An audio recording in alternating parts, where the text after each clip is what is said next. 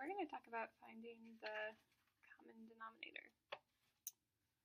So here we're given two fractions, and you'll notice that their denominators are different, and our goal is then to find a common denominator. Common means the same. Denominator means the bottom number of a fraction. So here's my first denominator, here's my second denominator, and our goal is to make them the same. Okay? So the first thing I'm going to do is rewrite the fractions. I'm going to kind of stack up on top of each other like this. And then I'm going to look at my smaller denominator first and ask myself, is there anything that I can multiply this denominator by so that I can get the larger denominator? So I'm looking to get a 9 on the bottom. And so if I think, 3 times 1 is 3, not quite. 3 times 2 is 6, nope. 3 times 3 is 9, bingo. So here I found a way to get 9 on the denominator, but when I'm trying to find common denominators, what I'm trying to find are equivalent fractions that have the same denominators. And if you remember equivalent fractions, equivalent means equal. So this 1/3 must be equal to whatever fraction we have here with 9 in our denominator.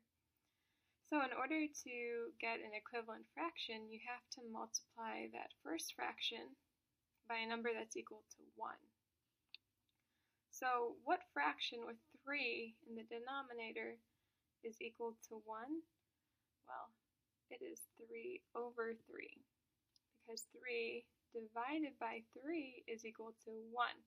So if we multiply 1/3 by 3/3, what we're really doing is multiplying 1/3 times 1. So then when we find out our new fraction, we haven't really changed it, it just looks different.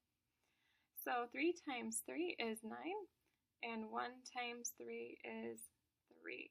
So 3/9 is equal to 1/3, but now we have common denominators. And our common denominator for each of these fractions is 9. So I'm going to write 9 here. Let's try another one. Now we have 4/6 and 3/9. Now what I want to do again is always start by looking at the smaller number and see if I can multiply it by anything to get the other larger denominator. Well, if I look here, 6 times 1 is 6, that doesn't work. 6 times 2 is 12, I've already gone over, so there is no number I can multiply 6 by to get 9. So our first approach, actually in this case, does not work. When the first approach doesn't work, we need to try a second approach. The second approach starts off similar. I'm going to rewrite the fractions, 4/6 and 3/9. But now what I'm going to do is just multiply the denominator by the other fraction's denominator. So here I would multiply this one by 9, since that's the opposite denominator. And then I multiply this one by 6, since that's the opposite denominator. And why do we do that?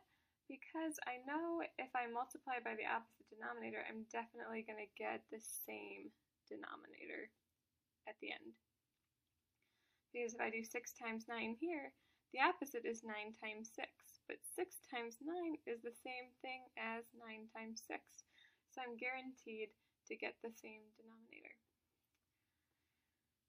So you might be wondering also why we didn't do that in the first place, but when we multiply by the opposite number, we're not guaranteed to get the least common denominator, in which case we'd have to simplify.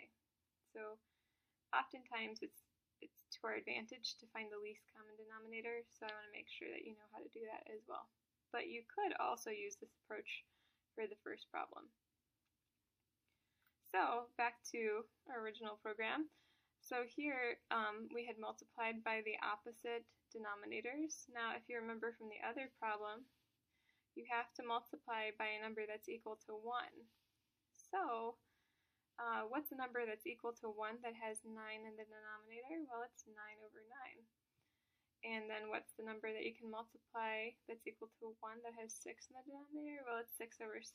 So it's always going to be that number over itself, because a number divided by itself equals 1.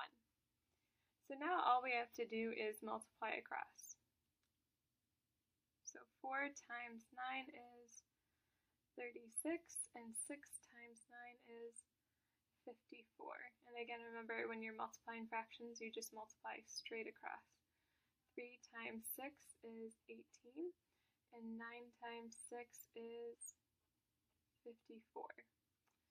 So now we have that common denominator of 54.